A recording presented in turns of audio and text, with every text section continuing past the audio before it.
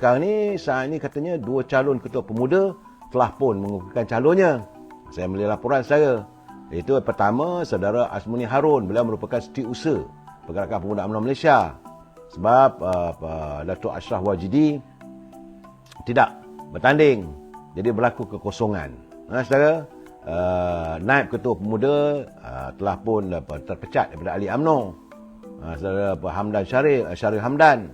Jadi berlaku kekosongan. Jadi yang menawarkan diri untuk bertanding sebagai ketua pemuda adalah ketua setiausahanya lah saudara Azmuni Harun, yang juga merupakan ketua Pergerakan Pemuda UMNO Kubang Pasu di Kedah. Kemudian ada seorang lagi, iaitu Datuk Arman, yang juga merupakan ahli Majlis Tinggi UMNO. Saya berkesempatan jumpa dengan Datuk Lokman. Saya cakap, "Man, macam mana Dok?" Lepas solat Jumaat tadi, saya tanya kat dia, "Macam mana? You dah lepas dah?" "Yalah," dia kata, "dah lepas." Tapi dia kata, "Tak payahlah," dia kata, "nanti kecoh-kecoh. Kita tengok pula pemuda bersilat macam mana." Itu saya berjumpa dengan Datuk Lokman sebab dia pernah menyatakan pada saya, payah-payah, dia kata, "Kalau boleh saya bertanding, saya nak bertanding." Kata. Saya kata, elok juga sebab kita memerlukan seorang ketua pemuda yang garang, yang benar-benar mampu membawa hasrat dan impian sebagaimana hadirnya almarhum Datuk Harun Idris dulu. Itu yang kita harapkan. Tapi Datuk Lokman dia kata tak, dia kata belum lagi. Bagaimanapun tengok keadaan lah, dia kata. Pula dah Datuk Lokman ni main politik pula dengan saya. Cuma pendaftaran tadi tiba-tiba saya tengok bekas ketua wanita Tan Sri Syarizat Jalil tiba-tiba menghantar borang untuk bertanding jawatan ketua wanita. Saya tepuk dahi lah. Saya dah bercakap 2-3 malam dulu. Sudahlah Kak Jad. Bukan orang tak suka. Bukan orang tak sayang pada Kak Jad. Orang sayang. Memang dia kata bahawa dia nak bertanding ni sebab ada wanita-wanita jumpa dia minta bertanding. Kita tahu sepatutnya kalau Kak Jad betul-betul ikhlas, kenapa tidak bantu Datuk Noraini selaku ketua wanita. Jangan diadakan pertandingan. Wanita ni sepatutnya, kalau wanita ada bergocoh ni selalu saya dengan becuk mulut, masalah nanti saya. Dan saya juga tak maulah UMNO dalam keadaan sekarang ni yang sedang diperbaiki, sedang disantuni oleh Presiden. Sebab kita baru saja selesai parasit-parasit dia kita usirkan. Isu usul Perhimpunan Agung UMNO baru saja. Masih lagi orang kata kalau demam belum terkebah lagi. Kehadiran Kak Jad, bukan saya mengatakan Kak Jad terlibat, tidak. Tetapi persepsi yang dibuat oleh Rafizi sepanjang musim pilihan raya dulu, isu lembu National Feedlot tu masih lagi menghantui fikiran rakyat. Dan kita memberi bola tanggung kepada pembangkang untuk membalun UMNO, Kak Jad. Fikir-fikirlah Kak Jad. Saya bukan nak marah. Kalau sampai waktunya, bila dah okey, saat tenang, nak ambil lah. Dia bila Kak Jad mengatakan, saya cakap Kak Jad tu Tan Sri, sebab saya kadang-kadang bercakap dengan beliau sebagai Kak Jad. Memanglah, beliau memimpin pergerakan wanita tu hebat. Tetapi tiba-tiba keluarganya terlibat dalam pelbagai tuduhan berhubung skandal feedlot yang masih lagi dalam pembicaraan. Dalam keadaan begini, saya berkatakan, sudah jangan ditambah lagi permasalahan demi masalah. Terpulang pada Kak Jad lah. Cuma saya khawatir jangan pula Kak Jad ni ditaja oleh orang tertentu untuk merosakkan lagi imej UMNO. Itu saja, saudara. Sebab wanita sekarang ni, puteri UMNO pula ni dah 4 orang bertanding, saudara. Ketua puteri. Sebab bila Datuk Zahidah Zariq Khan tidak meneruskan kariernya sebagai ketua puteri UMNO, sekarang ni ada 4 bila dia terbuka jawatan itu, iaitu pertamanya saudara Fadwa Anwar, iaitu Esko. Kemudian Nur Hazwani Haslan yang juga merupakan ketua puteri UMNO Bagas Putih. Kemudian Timbalan Speaker Dewan Undangan Negeri Melaka, Datuk Nadira Harun. Saudara, Datuk Nadira dia speaker dan juga ahli Majlis Tinggi. Dia juga menawarkan untuk menjawat jawatan sebagai ketua puteri UMNO. Dan itu ketua wanita puteri UMNO Lembah Pantai, Dr. Maslihah Harun. Jadi sekarang ni puteri sedang bertanding. Kak Jad pula saya haraplah, sudahlah Kak Jad. Saya haraplah Kak Jad. Bagi saya, pilihan di tangan ahli UMNO. Sama ada anda mau menyelamatkan UMNO atau mau meneruskan legasi UMNO itu bertambah rosak dengan pelbagai persepsi. Baik saudara, kita nak bercakap soal wakil rakyat, cerita tentang korupsi, SPRM itu mukadimah awal. Sebab ini adalah pencerahan politik. Saya nak nyatakan saudara bahawa masa depan UMNO sebenarnya sekarang ni banyak bergantung sepenuhnya pada keputusan pilihan raya kali ini saudara. Sebab kena ingat, bila UMNO menerima kekalahan yang besar pada PRU 14 dulu, memang tidak dinafikan saudara, ramai juga yang lari. Kemudian hadir pula pilihan raya yang ke-15, kesan daripada perpecahan, dalaman parti, tiadanya jati diri dan kesetiaan. Jadi ada kalangan ahli yang tak setia pada parti. Akhirnya UMNO tumbang sekali lagi. Dan saya mengharapkan agar warga UMNO mengambil pengajaran daripada kekalahan yang dialami pada tahun 2018. Kerana sudah pun ada kelompok yang mahu menggadaikan perjuangan parti demi sedikit kepentingan peribadi. Saya ada juga didatangi oleh pihak-pihak tertentu yang jumpa dengan saya, dia kata kenapa tidak you wawarkan, ini cai kami. Bila saya baca cai-cai yang ada tu, saya kata saya buang ke longkang saya. Matlamat lain tak ada untuk menghancurkan UMNO ini sendiri. Sebab mereka soal isu pemilihan presiden, timbalan presiden dah tak ada isu dah sekarang. Tetapi mereka sedang melobi untuk jawatan, naik-naik presiden dan ahli majlis tinggi UMNO. Supaya mestilah datang daripada kumpulan-kumpulan mereka. Sebab itu saya katakan, semalam kemarin kita mengharapkan agar majlis tinggi UMNO dapat mengambil keputusan membersihkan UMNO ini. Tapi semalam rupanya hanya 2-3 pengumuman saja. Sebab masih ada lagi saki-baki, anasir ataupun parasit dalam UMNO yang mahu melihat UMNO ini hancur, saudara. Sebab mereka sekarang ini menyusun kelompok-kelompok mereka yang terselamat dari pembersihan hanya untuk mengisi jawatan penting dalam parti. Jadi yang paling mereka ingin lakukan adalah menguasai UMNO untuk membolehkan dibawa satu usul. Bagaimana Datuk Lokman setiap malam bercakap. Benar tu saudara. Supaya bila dah dapat majoriti di kalangan majlis tinggi, mereka boleh bawa usul ini tak percaya pada presiden, timbalan presiden. Maka orang yang mereka percaya duduk sebagai naib presiden, inilah yang akan diangkat sebagai pemangku presiden. Dengan kuasa yang ada, dia boleh menarik sokongan pada kerajaan yang ada hari ini untuk mengalihkan pada di sebelah sana. Saya nak sebut lebih malah dah, saya. Itu usaha dia, saya. Itu keadaannya. Jadi saya haraplah agar warga UMNO khususnya sedar benda ni. This is very serious. Saudara Taming Sari, hukum kerajaan Madini di pilihan raya negeri nanti kerana tidak meluluskan pengeluaran KWSP bersasar. Itu pulang pada anda. Itu boleh kempen, tak ada masalah. Cuma saya katakan tunggu 24 bulan nantilah. Bajet. Saudara Taming Sari dia marah, betul. Saya mengatakan mesti ada ni. Kadang-kadang saudara jabatan-jabatan macam KWSP juga kadang-kadang menyumbangkan pada permasalahan kerajaan. Apabila mereka seolah tidak peka dengan kehendak rakyat. Saudara Fazilah Abdul taklah teruk rasanya masa bersama PN Sakau. Allah pula dah. Saya tak tahulah saudara. Saudara Muhammad Azhar Abdullah dia kata Rafidah Aziz dah bangkit, putih UMNO bertambah kukuh. Rafidah Aziz saya pun tak tahu. Saudara kata saudara Muhammad Amin, bukan mereka tak setia pada UMNO, tapi mereka meluat pada Presiden UMNO. Apa hal? Apa masalahnya? Apa puncanya rasa meluat? Itu soalnya. Saya sampai malam beri pencerahan. Kita jangan ada rasa kebencian yang tak pasal-pasal. Kalau dia tak answer, okeylah. Mungkin dia tak boleh memenuhi selera anda, okeylah. Tapi jangan boleh rasa meluat. Apa kesalahan? Sebab memang hari ini saya cakap terus terang. Kalau bukanlah Zaid Amidi yang jadi Presiden UMNO, UMNO dah tak ada dah.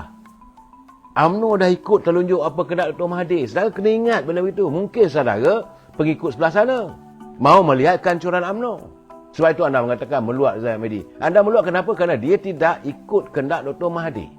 Yang mahukan ahli UMNO ni masuk dalam PBM. Mahu membubarkan UMNO. Itu kenyataan Dr. Mahathir. Takkan anda tak faham juga. Jadi kerana kedegilan itu, maka dia dituduh. Ini dikatakan tuduhan politik.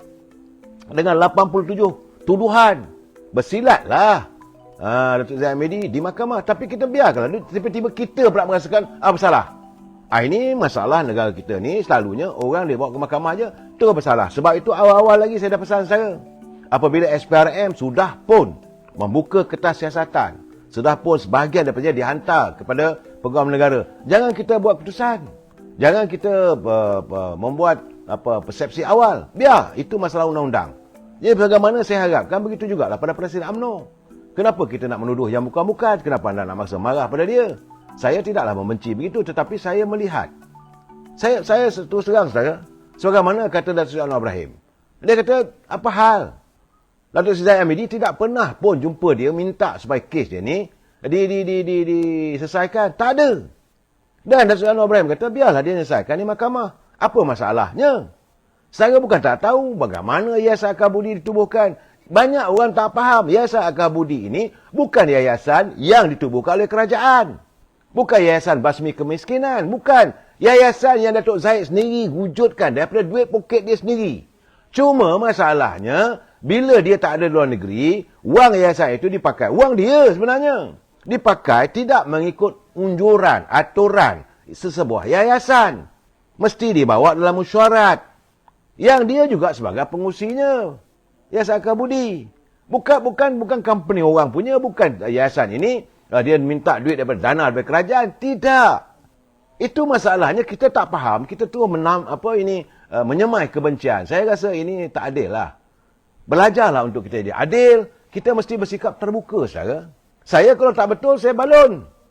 Tapi saya lihat, dia nak menyelamatkan UMNO. Kerana nak menyelamatkan UMNO itulah, maka diri dia, waktu itu Dr. Mahdi jadi Perdana Menteri. Diikuti pula oleh Tan Sri Muhyiddin, jadi Perdana Menteri. Kita mengharapkan sepatutnya zaman Datuk Seri Sabri pun sepatutnya jadi Perdana Menteri dari UMNO, tengok-tengoklah kes ni. Tak juga berlaku. Dan Datuk Zahid tidak minta. Sebagaimana ada tuduhan waktu pilihan raya di Johor dulu. Kata Datuk Zahid pergi jumpa Dr. Mahathir lah, jumpa Tan Sri Muhyiddin lah, supaya kes ni tu diketepikan. Benda ni tak masuk akal bila dikatakan begitu. Ditonjol-tonjolkan sebagai kempen politik. Dia masih lagi, tunggulah. Sebab itu Datuk Anwar Ibrahim mengatakan, dia tak minta pun agar kesnya diselesaikan. Biarlah dia menghadiri perbicaraan. Sebab no one is guilty. No one, tidak ada sesiapa pun boleh dikatakan bersalah selagi tidak dijatuhkan hukuman bersalah oleh mahkamah. Kita ni rule of law. Saya haraplah saudara faham benda begini. Mungkin saudara dari parti yang lain. Mungkin saya tak suka dengan saya. Saudara Ayub Tasik sini, dia kata, salam lanon. Kata. Saya nak menjelaskan pada anda yang kadang-kadang tidak memahami isu. Ataupun menyemai kebencian. Tiba-tiba saya, aku Zahid aku tak nak pakai lah. Pasal apa? Pasal ini yayasan duit anak yatim boleh sapu. Inilah masalahnya. Yayasan Akal Budi datang daripada poket dia sendiri. Dengarlah kenyataan dalam pembelaan dia yang tidak dilaporkan oleh media. Kerana waktu itu media dikuasai oleh puak-puak sebelah sana. Yang ini tak boleh laporkan. Apa yang dituduh dilaporkan. Dalam kenyataannya di mahkamah, saya kesal. 120 juta wang saya mengasaskan Yayasan Akal Budi ini, tiba-tiba saya dimalukan oleh yayasan yang saya asaskan. Itu masalah dia saudara. Jadi bagaimanapun, saya minta teman-teman berlapang dada seketika. Sebab pembicaraan masih berjalan. Biarlah. Kalaulah ada kesalahan, terbukti, dia menyamun, dia menyakau, dan kita boleh balon. Ini masalah, saudara. Dan saya nak bagi tahu, banyak pula orang mengatakan, yalah, dia kebas duit sana, kebas duit sini. Tak ada. Yayasan Akal Budi ini diasaskan waktu dia jadi ketua pemuda dulu. Dan jangan lupa, pilihan raya 2014, pilihan raya yang ke-14, dan pilihan raya yang terbaru ini pun, Dr. Mahathir sendiri bercakap. Sekarang Zuraini nak marah, saya marahlah. Saya nak menjelaskan. Saudara tak boleh menerima hakikat. Tak mau menerima kebenaran. Ini susah. Dr. Mahathir sendiri mengatakan, zaman saya jadi Presiden UMNO, ada seorang ketua pemuda. Dia ada duit tunai sejumlah 350 juta. Itu Zahid Hamidi lah. Jadi saya nak marah macam mana? Saya nak supaya kita, pelai-pelai kita faham. Do understand the issue. Saudara memang sudah menanam, saudara letak dalam fikiran saya, bersalah. Jadi saya nak cakap macam mana pun, ini tidak akan saudara terima. Bagi saya haraplah. Sebab berpegang. Kalau tidak, ingat Datuk Seri Anwar Ibrahim mau tolerate orang yang memperjuangkan KKN, korupsi, kronisme, nepotisme.